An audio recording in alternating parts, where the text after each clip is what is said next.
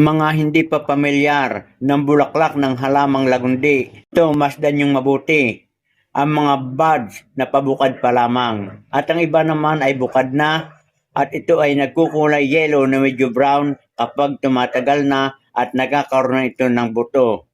Napakaganda mga kabayan na bulaklak ng lagundi at halos ay katulad ng bulaklak ng sambong.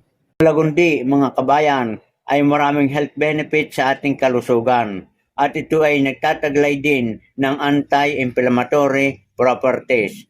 At itong lagundi mga kabayan ay tinalakay ko na sa mga nauna kong video.